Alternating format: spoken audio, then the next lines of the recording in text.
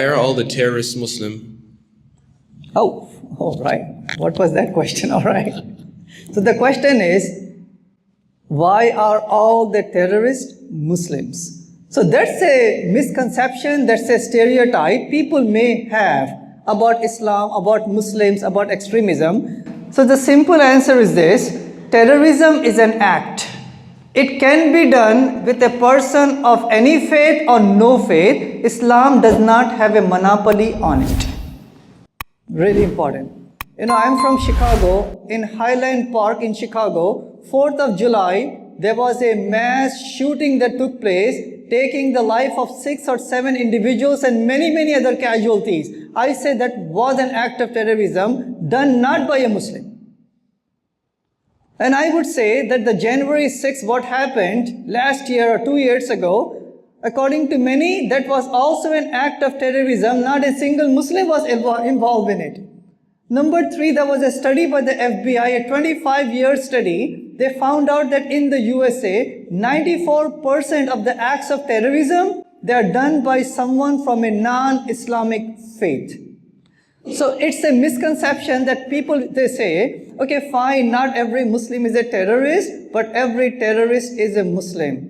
That's false, that's wrong, that's a myth, because data proves something else. In the same way, what I can say is that Muslims overall and Christians overall, right, and humans overall, we are good people. There are always some bad apples in the followers of any faith. So we should never ever judge Islam because of the acts of some misguided Muslims. If someone is going against what Islam is saying, we should condemn it. In the same way, I say to my Muslims over here, we should never ever judge Christianity or the Bible or Jesus, peace be upon him, based upon the acts of some misguided Christians, right? The bad apples of the society. All the terrorism and the extremism going on, right? Also in history, I always say this: the Crusaders, when they killed 300,000 innocent people, they're not representing the biblical principles. The slave traders, millions of slaves, unfortunately, the transatlantic slave trade, they don't represent Christianity or the Bible or Jesus. The genocide of the Native Americans, right? Millions of people eradicated, does not represent Bible or Christianity or Jesus, peace be upon him, right? The Spanish Inquisition, people were forcefully converted by the Bible believers in Spain, in Europe, for many centuries, does not represent what? Christianity, the Bible, or Jesus, peace be upon him. What represents Christianity would be the biblical principles. In the same way, what represents Islam would not be the bad apples, but the Islamic principles. And what are those principles? The Quran defined this. Once you get a copy of the Quran, you can look this up. It says in chapter 5 of the Quran, verse number 32, to be exact. Chapter 5, verse number 32, God is saying, God is speaking to all of humanity, and God is saying that saving one innocent life is like saving the life of all of humanity. So God is equating one life with the life of all of humanity. Then God says that taking one innocent life is like taking the life of all of humanity. And God does not say the life of a Muslim, a Jew, a Christian, the atheist. In the eyes of God, every life is equal, every soul is equal, every blood is sacred. So that is how Islam values a life. Even in a war, right? Even in a war, Muslims, we are supposed to avoid war at all expense unless and until somebody is imposing war on us. So then every person has a God-given right to defend themselves. Like for example, 2 a.m. in the morning, if you get a knock at the door and when you look out, you can find out that there are people with chains and guns and knives, they're trying to harm you and your family. You're not going to say, you know what, let me just go to sleep. What you would do is, you would make a plan to defend yourself. Maybe a baseball bat, right? Maybe you'll call 911. If you have an alarm system, you'll push it right away. You want to defend yourself. So Islam has also given that right to the Muslims to defend themselves. So it says in the Quran, chapter 2, verse number 190, right? Chapter 2, verse number 190, that if Fight in the cause of God for those who are fighting against you. Means somebody is imposing war on you. God is saying that you have the right to defend yourselves.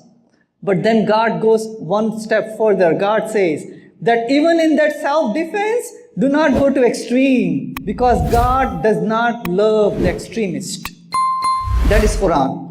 So then you may be thinking, okay, what does it mean not to go to extreme? God also defines it.